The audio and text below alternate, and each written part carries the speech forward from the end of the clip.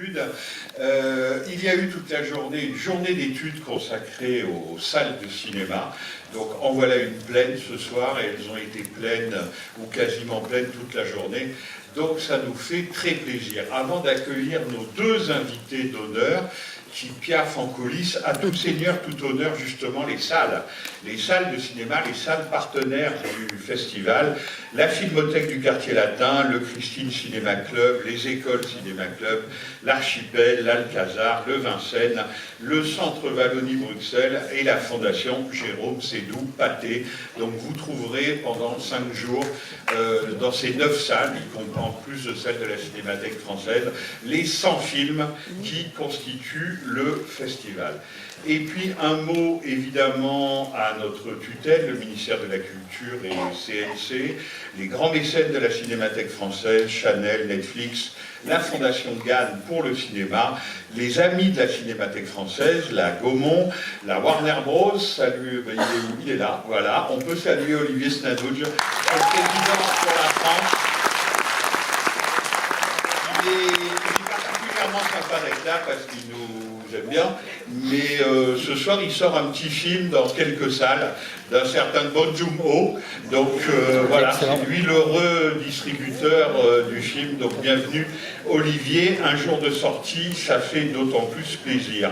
Neuflis OBC, Transperfect Média, et je salue la présence de Cécile Rouvéran, que j'ai vue tout à l'heure, voilà, elle est là, bonsoir Cécile, merci beaucoup de votre soutien et de votre amitié.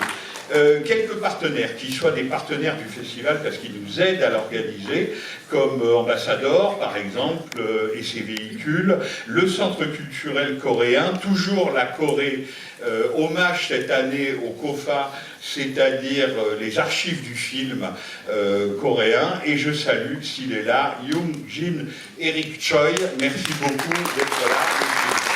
Il est là.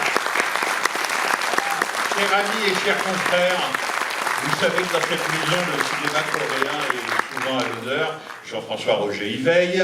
Donc, bienvenue et très heureux de vous accueillir à la Cinémathèque française. La Cinémathèque, ils s'appellent presque comme nous, mais ça se termine par EK, ce sont nos excellents confrères de Bruxelles. Le Georgian National Film Center, là aussi, il y a un hommage, et je salue la présence de sa représentante, Sofia Bablouani. Elle est là. Bonjour Sofia. Merci d'être venue de Géorgie pour honorer ce festival de votre présence. Vous êtes là très bienvenue.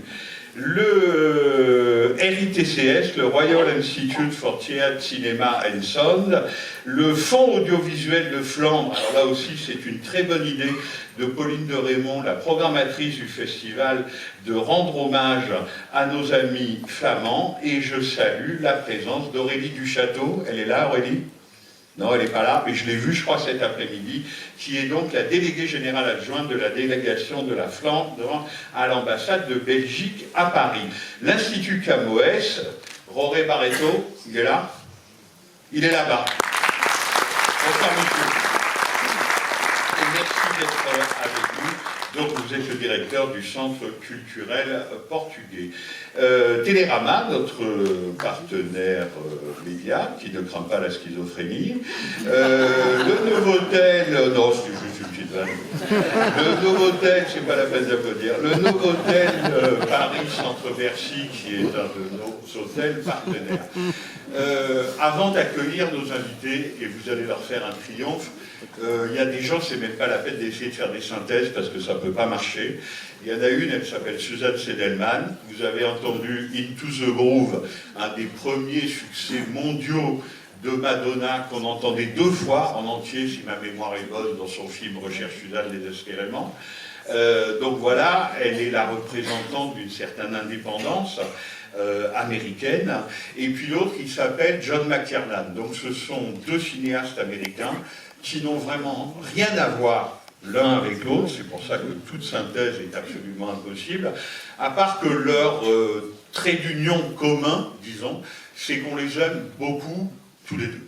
On les aime beaucoup tous les deux, on les aime beaucoup tous les deux depuis longtemps, et on est très fiers de les recevoir parce que c'est une façon de saluer deux écritures cinématographiques totalement différentes, deux postures aussi par rapport au cinéma complètement différentes. L'un, John McTiernan, c'est vraiment comment avoir une certaine singularité d'écriture en étant, mais alors en plein cœur du système, et en faisant des films spectaculaires, des films d'action, des films cultes aussi, comme celui que vous allez voir ce soir.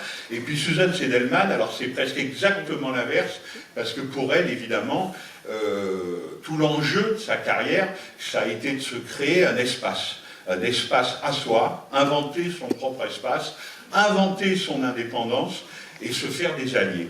Alors, se faire des alliés, Recherche Suzanne désespérément, c'était le premier grand rôle de Madonna au cinéma. Donc, quel allié? Et le film a été un succès mondial. Donc, c'est aussi ce mélange d'indépendance, de singularité, et puis arriver à toucher un vaste public. Elle y arrive aussi, c'est pour ça qu'on les aime beaucoup, tous les deux, et qu'on est très fiers, même s'ils n'ont rien à voir l'un avec l'autre, de les recevoir dans le Festival de la Cinémathèque française. Notre première invitée, veuillez accueillir très chaleureusement Susan Seidelman.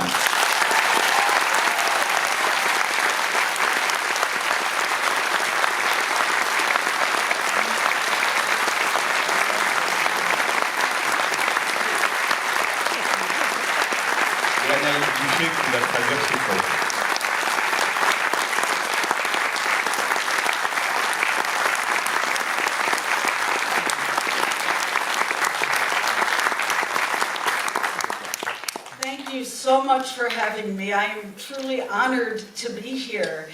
And one of the reasons that I'm so glad to be here is because really in France is where my career started. Now, because I'm a little jet-lagged, I have my notes, and I need my glasses at this age. Merci infiniment, c'est un honneur d'être ici, et l'une des raisons du fait que je sois aussi heureuse, c'est parce que vraiment c'est en France que ma carrière a décollé en quelque sorte. When I started back in 1981, I was a young woman running around New York City with a bunch of friends from NYU Film School and a borrowed 16mm camera. We had a tiny budget, no film permits, no professional actors, but a lot of enthusiasm and a lot of dreams. Donc quand je suis arrivée à New York en 1981, quand j'ai commencé, j'étais une jeune femme qui courait à travers New York avec ses copains de l'école de cinéma de NYU, avec des caméras 16 mm et puis des budgets minuscules, avec aucun permis de tourner, mais avec beaucoup d'enthousiasme et des rêves. I was making a small little gritty independent film called Smithereens, about a bunch of misfits in New York, and believe me, I related to the lead character. At that time, with no industry connections and the odds stacked against women filmmakers at that time, my future seemed really uncertain until something very special and something I never would have expected happened to me. Alors, j'étais en train de réaliser un petit film underground qui s'appelait Smithereens, et en tant que femme, en plus réalisatrice, et en tant qu'un peu outsider, je m'identifiais beaucoup à mon personnage, et je n'avais pas de réseau, et donc tout était un peu contre moi en tant que jeune femme indépendante cinéaste. J'avais un avenir très incertain jusqu'à ce que quelque chose se passe. Somehow this little film was selected for the official selection in the 1982 Cannes Film Festival. And just to put this into perspective, I had never been to any film festival before in my life. Suddenly I found myself in the south of France amongst cinema legends like Monsieur Costa Navras and global media. Et donc mon film s'est retrouvé soudain en sélection officielle au Festival de Cannes 1982. Et pour vous resituer, je n'avais jamais été sélectionnée dans aucun festival auparavant. Je me suis retrouvée donc parachutée dans le sud de la France, au milieu de légendes du cinéma, dont Costa Gavras, et aussi voilà, la presse internationale. I truly felt like Alice in Wonderland, like I had tumbled down the rabbit hole and suddenly found myself in this very surrealistic world. Je me sentais comme Alice au Pays des Merveilles, qui vraiment était passée par le trou du lapin et se retrouvait dans ce monde totalement surréaliste. But two Frenchmen, Pierre-Henri Delot and Gilles Jacob, who was the president of the Cannes Film Festival, had seen something in my work and gave me something even more important in return. The belief that my voice and my female perspective mattered, and that I had a story worth telling. Et deux hommes du Festival de Cannes, que ce soit Pierre-Henri Delot ou Gilles Jacob, ont vu quelque chose en moi, dans mon travail, et m'ont offert en retour un très grand cadeau, c'est-à-dire la croyance que ma voix de femme cinéaste comptait. And that validation gave me the courage to keep me going through all the ups and downs that are part of this very crazy and beautiful world of cinema.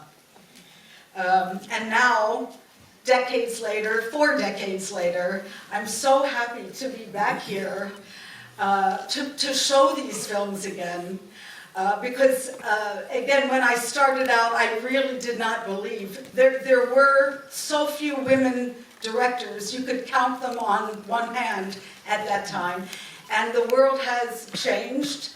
And it's wonderful also it's wonderful for me to see young people who were born when I was making these movies and realizing that they're relating to them in their unique way. So I'm just so happy to be here, and I thank you so much.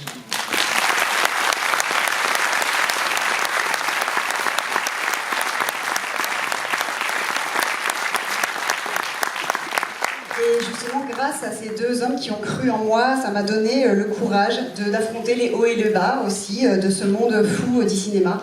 Et 4 décennies plus tard, c'est un retour ici pour vous montrer mes films. C'est un bonheur, une grande joie, parce que à mes débuts, j'avais du mal à croire que justement je pourrais faire ça. Les femmes cinéastes, ça se comptait sur les doigts d'une main à l'époque aux États-Unis. Le monde, heureusement, a changé depuis. Et c'est beau aujourd'hui de pouvoir voir des jeunes qui n'étaient pas nés à l'époque où j'ai fait ces films, qui s'approprient les films et qui les voient d'une manière différente avec leurs yeux d'aujourd'hui. C'est pour ça que c'est d'autant plus un bonheur. Merci encore.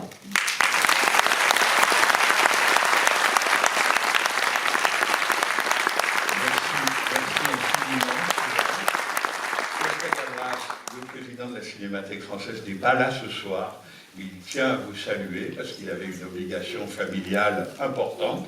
Mais je crois que c'est une date importante aussi pour lui, 1982, parce que des fois je confonds un peu les Palmes d'Or, mais je crois bien me souvenir que c'est l'année où il a eu la Palme d'Or avec son film qui s'appelle Missing, avec Jack Lemmon et Sissi Spacek. Donc on a une pensée pour Costa Gavras ce soir.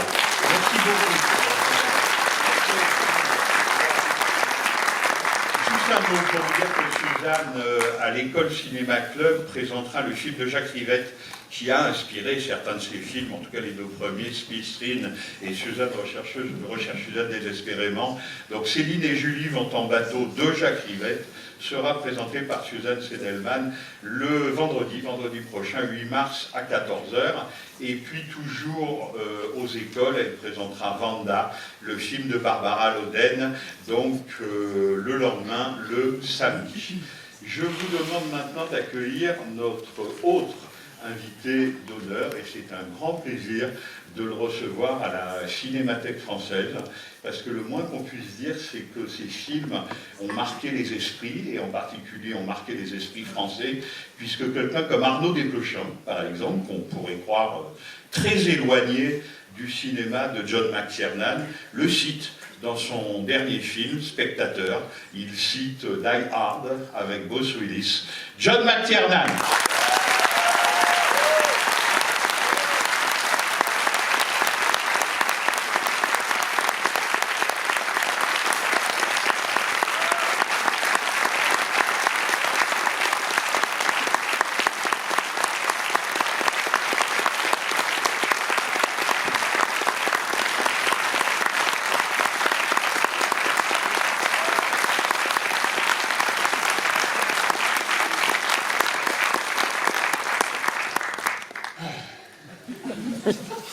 Well, here I am, another distraught American, come to you from the belly of the beast.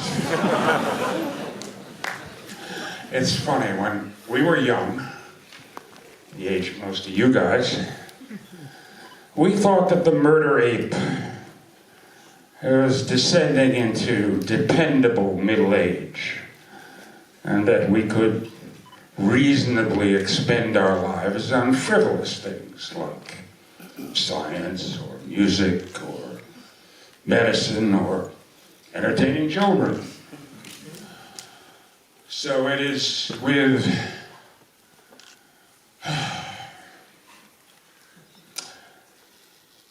terrible shame to find oneself at this end of life actually living in Casablanca, the movie.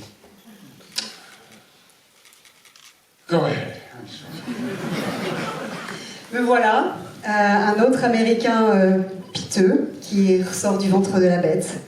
Quand nous étions jeunes, j'avais à peu près l'âge que certains de vous ont aujourd'hui, on pensait que le pire de l'histoire était derrière nous et qu'on pouvait se consacrer à des choses frivoles, comme la science, la musique, la médecine, frivole mais importante, ou en tout cas, et le divertissement des enfants, plus légère.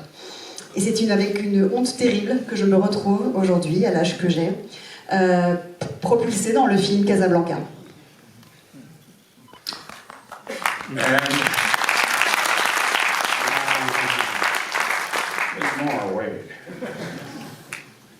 And sitting here in Casablanca, hoping that someone will find the courage to begin the Marseillaise. And yet, in the silence, the only thing one hears is the boyhood refrain from Bob Marley.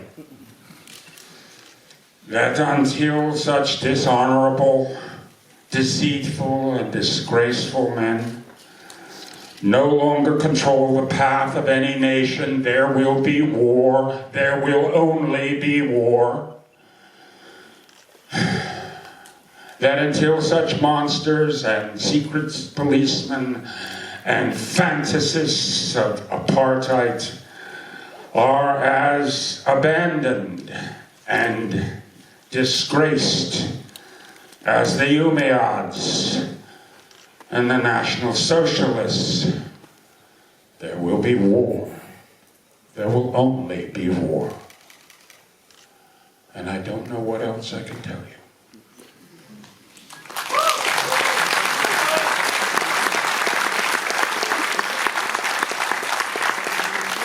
Et alors que je me retrouve donc dans Casablanca, comme nous tous, j'espère que quelqu'un aura le courage d'entonner la Marseillaise. Mais dans le silence, on entend le refrain de l'enfant Bob Marley, qui parle de déshonneur, de disgrâce, de ne plus contrôler son destin. Et le refrain indique qu'il n'y aura que la guerre, avec des monstres, des polices secrètes de l'apartheid, et un national-socialisme qui émerge, et donc il n'y aura plus que la guerre. Que dire d'autre? Merci beaucoup, Joël. Juste un mot pour dire que, et pour parler d'un dernier cinéaste américain, la dernière fois qu'on a passé Casablanca dans ce festival, c'était avec la fille de l'actrice principale, donc c'était avec Isabella Rossellini. C'était un grand moment. Et j'ai pensé ces jours-ci à Isabella Rossellini, parce qu'il ne vous a évidemment pas échappé qu'à la cérémonie des Oscars, elle s'était vêtue d'une magnifique robe de velours bleu. Donc voilà, Blue Velvet, Forever. Nous sommes fiers qu'elle soit notre amie. Bonne projection, bon film.